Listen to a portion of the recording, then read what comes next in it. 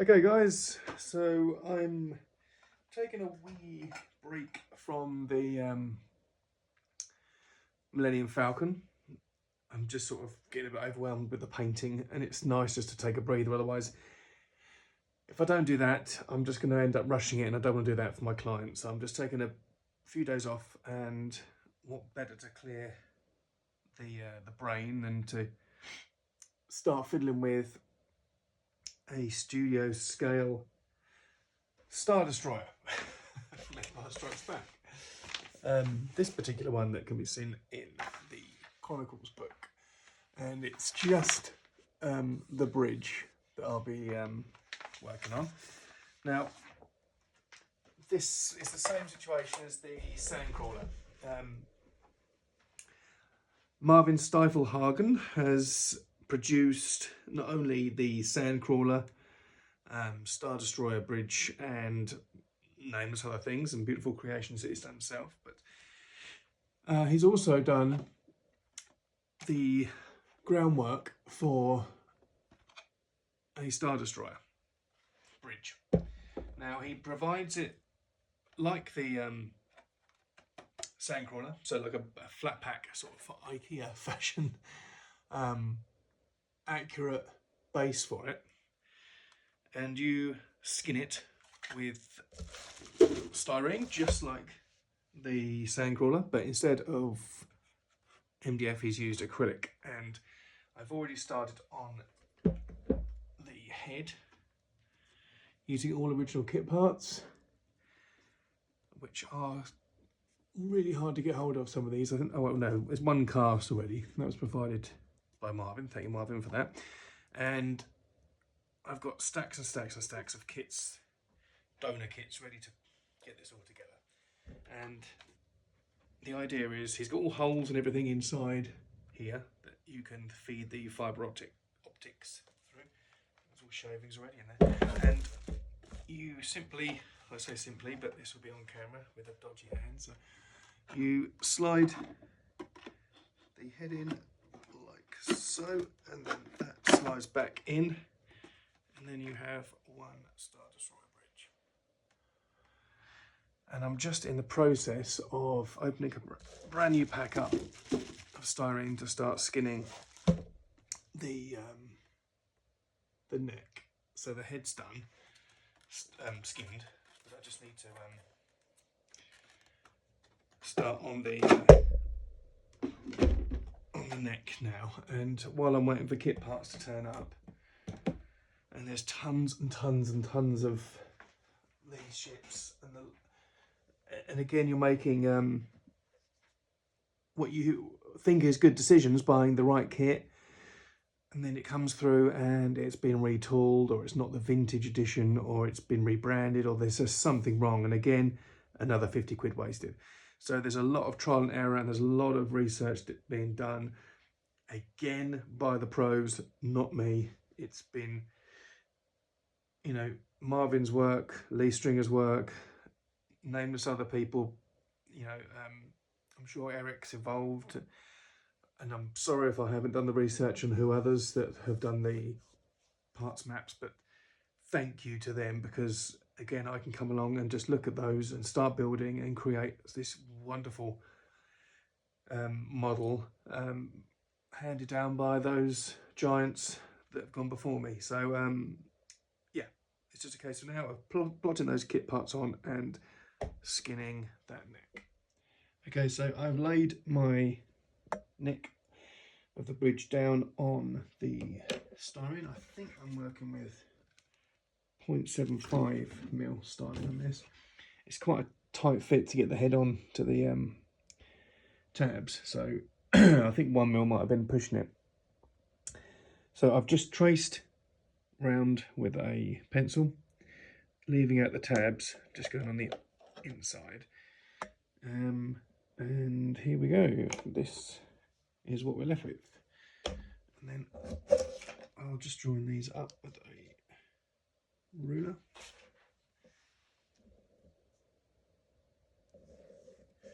And then I'll go around and slice them off. Now, I'm sure you've seen how to cut things before, but I thought I'd just show you my method. Number 11 blade on a Swan Morton scalpel knife, and then just running that over the card 2 or 3 times, and then you literally carefully bend over and snap it off, and you've got a nice line. And you just keep this going until you've got the right shape. Now I should have made these a bit darker because I'm struggling to find the line in this shadow. And the other thing is I can't push down with my thumb anymore since I cut my thumb and I've lost all feeling in it, so it's tricky to keep a force pushed down on this styrene. I'm just scoring that lightly every time with this blade, and hopefully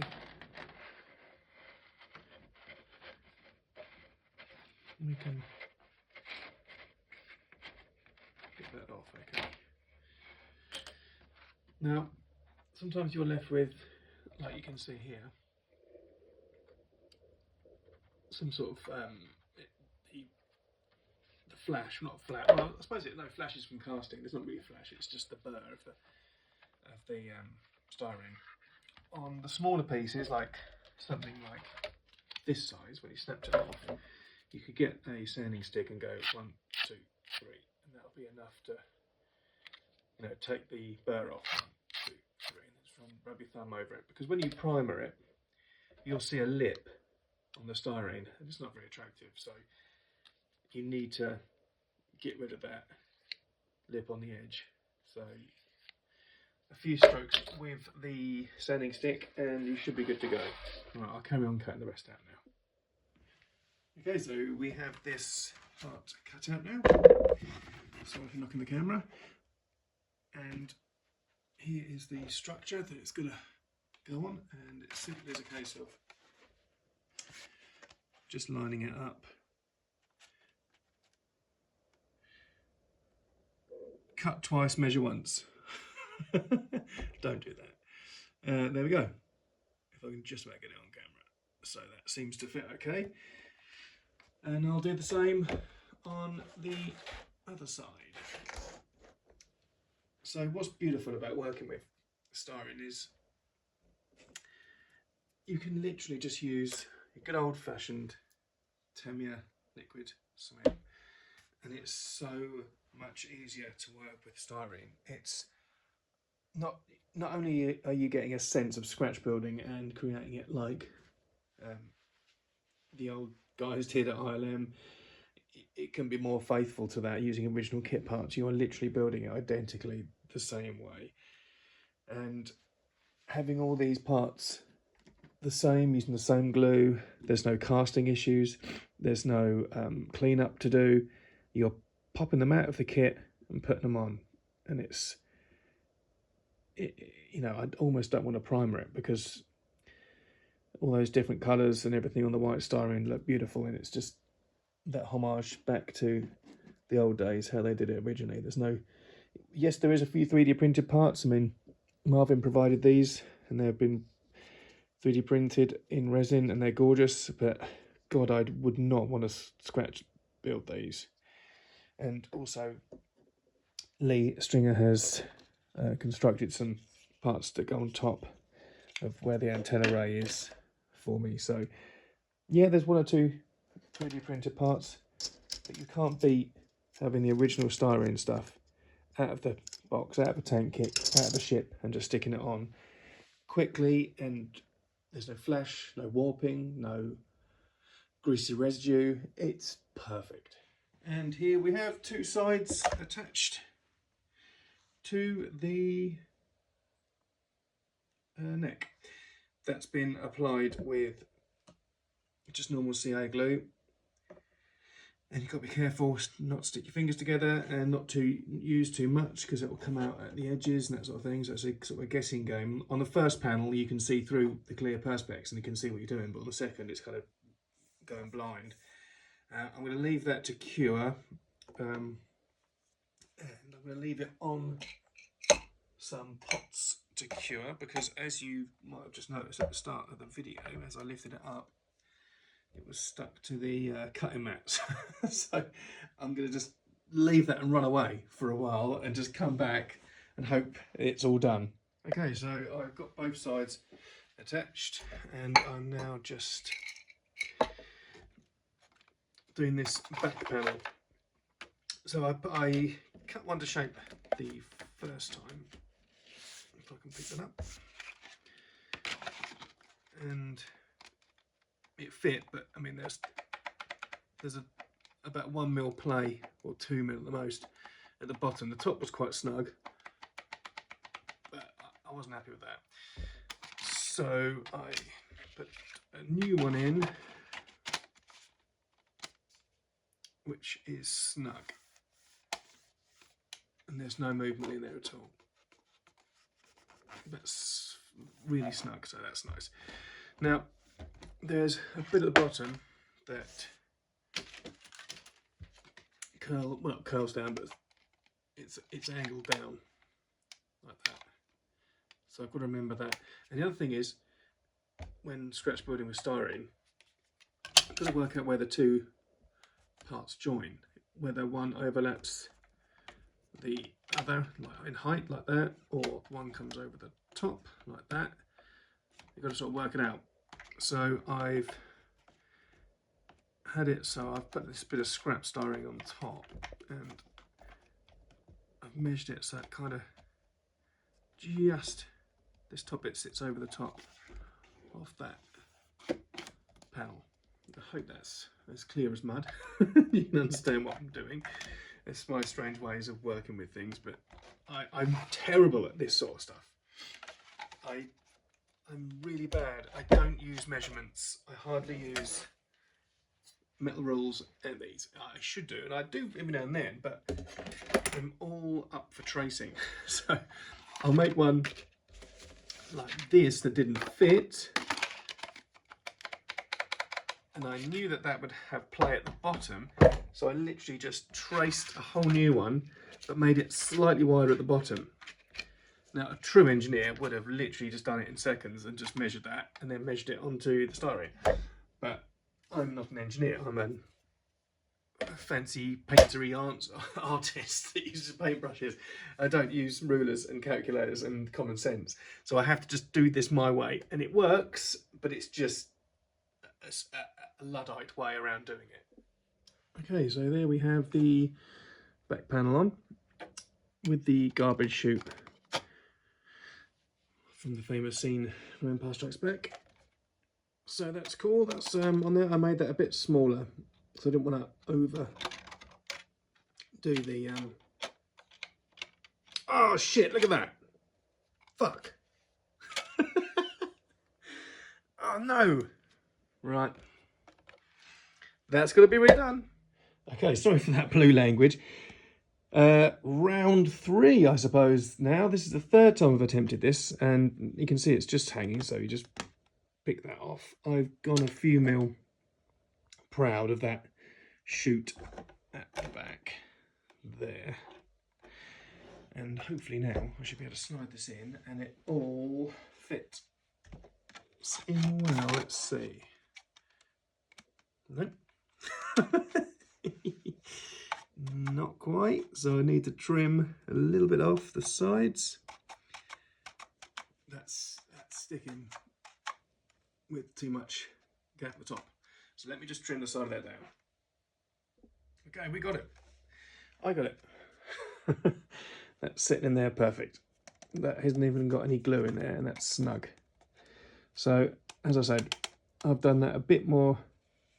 It looks a bit janky, crappy there, because I need to trim it down, because there's a good few mil in the inside of that to go.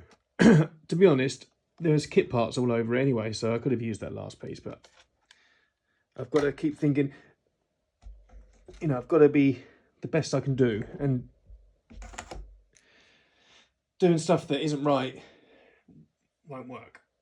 Most of my life and the way I do things is just good enough. If I can just, you know, wake up on time, if I can just feed the kids, if I can just do the basic things, I've achieved it in my eyes. But with modelling, it's completely different. It needs to be the best of my ability, and that doesn't mean it's perfect. I just need to get it as good as I can, and it really makes a difference when you look at like Lee Ralph's scratch work, or you look at Guy Cohen's scratch work or paint work. You look at, you know, Chris Benoit, my good friend, how he's started painting now.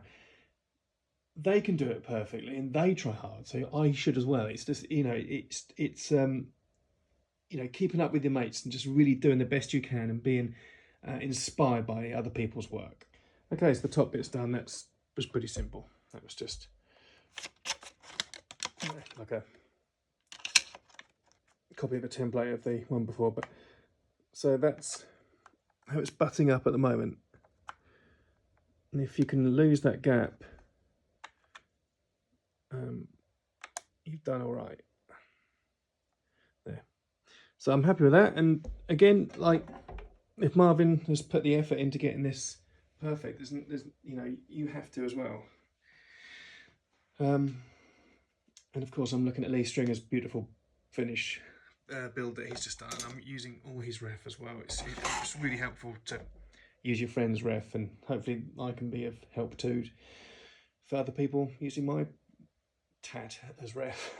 Okay, so here we have it. I've left this bottom bit flappy because that has to be cut shorter. Well, it doesn't have to be cut shorter, I don't think. It has to be sort of I think the body of the starter straw sort of comes up around it here. But yeah, that's how it's looking. It's huge. I can't get it on the tripod, so I've had to handle the camera. There you go. That's about 14 inches high.